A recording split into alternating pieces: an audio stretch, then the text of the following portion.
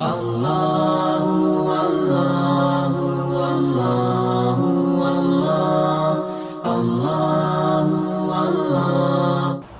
سامعین،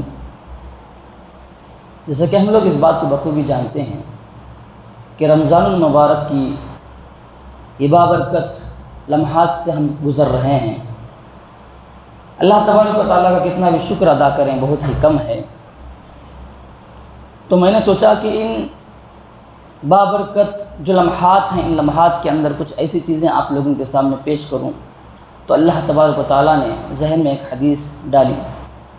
یہ وہ عظیم حدیث ہے جس حدیث کے متعلق آتا ہے کہ نبی کریم صلی اللہ علیہ وسلم کی زندگی کے آخری لمحات میں حضرت جبرائیل علیہ السلام کچھ سوالات لے کر آئے۔ یہ وہ عظیم سوالات تھے جن سوالات کے جوابات نبی کریم صلی اللہ علیہ وسلم نے دیے۔ یہ ہمارے پورے دین کا خلاصہ تھا، ہمارے پورے دین کا نچوڑ تھا جو اس حدیث کے اندر بیان کیا گیا۔ امام مسلم رحمہ اللہ نے ان الفاظ کے ساتھ اس حدیث کو روایت کی۔ امیر المؤمنین عمر بن الخطاب رضی اللہ تعالیٰ عنہ قال بینما نحن جلوس عند رسول اللہ صلی اللہ علیہ وسلم اطلع علینا رجل شدید بیاض الثیاب وشدید سواد الشعر لا یرى علیہ اثر السفر ولا يعرفه منا احد۔ بیان کرتے ہیں کہ اس درمیان میں کہ ہم نبی کریم صلی اللہ علیہ وسلم کے اطراف و اکناف بیٹھے ہوئے ہیں، ایک ایسا آدمی ہمارے درمیان آتا ہے جو سفید لباس پہنے ہوئے ہے، اس کے بال بالکل سیاہ، حتی جلس الی النبی صلی اللہ علیہ وسلم، یہاں تک کہ وہ نبی کریم صلی اللہ علیہ وسلم کے پاس بیٹھ جاتے ہیں۔ فاسند رکبتیہ الی رکبتیہ، انہوں نے اپنے گھٹنوں کو نبی کریم صلی اللہ علیہ وسلم کے گھٹنوں سے ملا دیا۔ ووضع کفیہ علی فخذیہ، انہوں نے اپنے ہاتھوں کو نبی کریم صلی اللہ علیہ وسلم کے رانوں پہ رکھ دیا۔ وقال، اور کہنے یا محمد اخبرنی عن الاسلام، اے محمد صلی اللہ علیہ وسلم مجھے اسلام کے متعلق سنائیے۔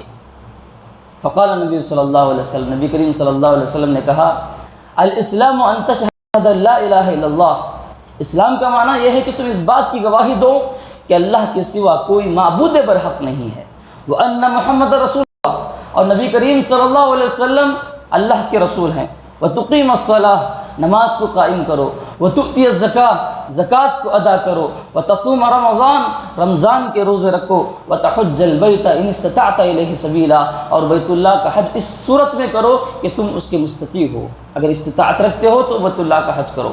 قال صدقت، فعجبنا له يسأله ويصدقه، حضرت عمر بیان کرتے ہیں کہ ہم نے بہت تعجب کیا کہ سوال بھی کر رہے ہیں اور تصدیق بھی کرتے چلے جا رہے ہیں۔ قال فأخبرنی عن الایمان، قال ان تؤمن باللہ وملائکتہ، پھر انہوں نے دوسرا سوال کیا کہ ایمان کے متعلق مجھے بیان کیجئے۔ نبی کریم صلی اللہ علیہ وسلم نے کہا ان تؤمن باللہ وملائکتہ وکتبہ ورسلہ والیوم الآخر وتؤمن بالقدر خیرہ، ایمان کا مطلب یہ ہے کہ تم اس بات پر ایمان لے آؤ، اللہ پر ایمان لے آؤ، ان تؤمن باللہ وملائکتہ، اللہ پر، اس کے فرشتوں پر، اس کے رسولوں پر، اس کی کتابوں پر، اور آخرت کے دن پر اور تقدیر پر ایمان لے آؤ، اگرچہ کہ وہ تقدیر اچھی ہو یا بری ہو۔ قال صدقتا، پھر اس نے کہا کہ تم سچے ہو، تم نے صحیح کہا۔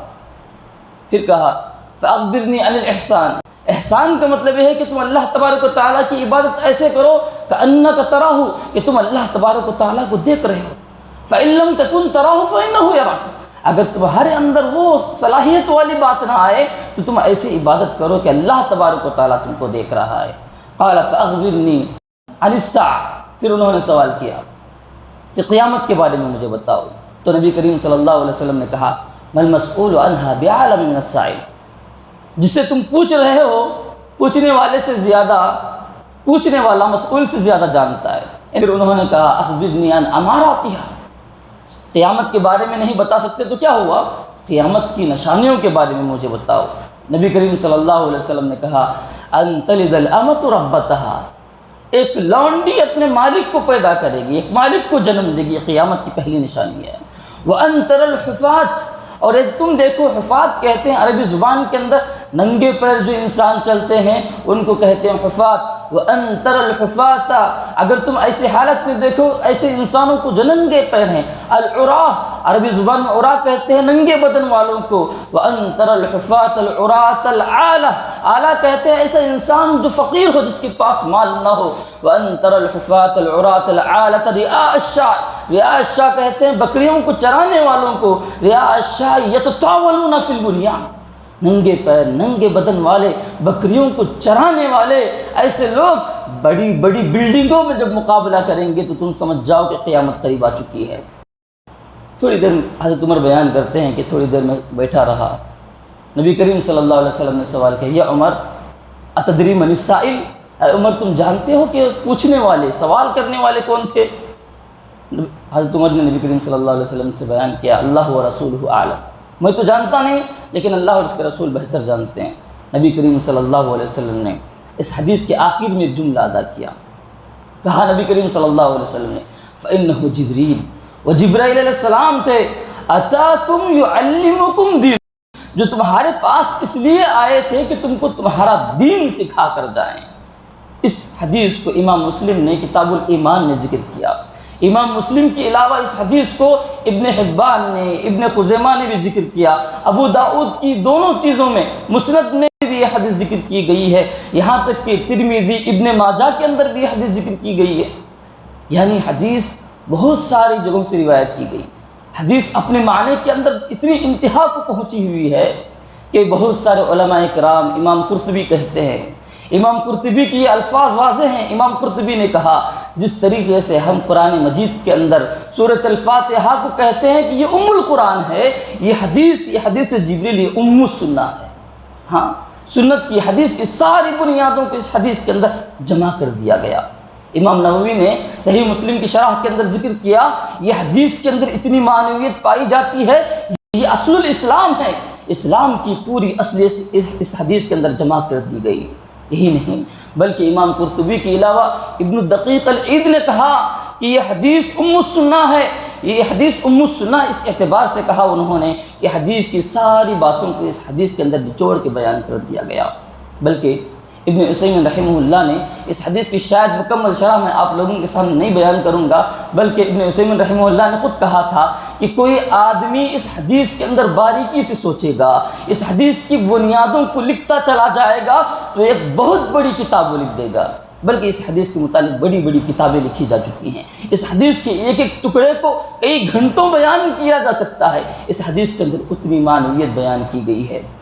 اس حدیث کی ایک دو تین باتوں کو بیان کرتے ہوئے، صحیح مسلم کی شرح کرتے ہوئے عبد المحسن العباد حفظہ اللہ، جو صحیح مسلم کا درس مسجد نبوی میں دیتے ہیں، بیان کرتے تھے کہ جو دو نشانیاں جو میں نے آپ لوگوں کے سامنے بیان کی، دونوں نشانیاں آج واضح ہو چکی ہیں.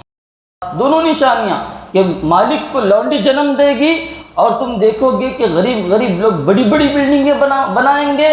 ہر زمانے کے اندر جب لوگوں نے دیکھا، جب علماء نے دیکھا کہ لوگ بڑی بڑی بلڈنگیں بنا رہے ہیں، ایسے لوگ ہیں جو غریب ہیں بڑی بڑی بلڈنگیں بنا لیتے ہیں، تو لوگوں نے کہا یہ قیامت کی نشانی ہے. ہر زمانے کے اندر جب لوگوں نے اس علامت کو دیکھا تو علماء نے یہی سمجھا، لوگوں نے یہی سمجھا، فقیہ لوگوں نے یہی کہا کہ یہ قیامت کی نشانی کے سوا کوئی اور چیز ہو نہیں سکتی. الغرض میرے مسلمان بھائیوں، مختصر طور پر یہ سارے کے ساری حدیث پر ہم عمل بھی کر لیں گے، اور عمل کرنے کے بعد سوچنے والا یہ سوچے کہ میں اللہ پر احسان کر رہا ہوں، یہ بہت بڑی غلط چیز ہے. پوری زندگی اللہ کی ایک ایک نعمت پر پوری زندگی اللہ کا شکر ادا کرے تو بھی کم ہے. انسان جب پیدا ہوتا ہے، پیدا ہونے سے لے کر اس کی موت تک بھی اگر اللہ تبارک و تعالیٰ کا شکریہ ادا کرتا رہا، اللہ تبارک و تعالیٰ کے سامنے عبادت بھی کرتا رہا، اللہ کی ایک نعمت کا بھی انسان پورا مکمل شکریہ ادا نہیں کر سکتا. تو الغرض مختصراً یہ کہ ہم اپنی پوری زندگی میں جہاں تک ہو سکے، جہاں تک ہمارے اندر استطاعت ہے، اللہ تبارک و تعالیٰ کا بہت بڑا احسان ہے کہ اللہ تبارک و تعالیٰ نے جہاں ہمیں مسلمان بنایا، اللہ تبارک و تعالیٰ نے انبیاء اور رسولوں کو بھیج کر اپنے دین کو ہمارے سامنے واضح کیا. اللہ تبارک و تعالیٰ نے ہر طرح کی نعمت سے ہمیں نوازا. یہ بہت بڑی نعمت ہے کہ اللہ تبارک و تعالیٰ نے دین اسلام جیسی نعمت سے ہمیں نوازا. اپنی زندگی کے اندر جہاں تک ہو سکے ہم کوشش کرتے رہیں، اللہ تبارک و تعالیٰ کا شکریہ ادا کرتے رہیں، اللہ تبارک و تعالیٰ کے ان احسانات کا اعتراف کرتے رہیں۔ آخر میں اللہ تبارک و تعالیٰ سے میں یہی دعا کرتا ہوں کہ اللہ تبارک و تعالیٰ مجھے کہنے والے کو کہنے سے زیادہ اور سننے والوں کو سننے سے زیادہ اللہ عمل کرنے کی توفیق عنایت فرمائے۔ ہمیں زندگی بھر اللہ تبارک و تعالیٰ کا شکریہ ادا کرتے ہوئے اس کی عبادت کرنے کی اللہ تبارک و تعالیٰ توفیق عنایت فرمائے۔ آمین یا رب العالمین، وآخر دعوانا ان الحمد للہ رب العالمین۔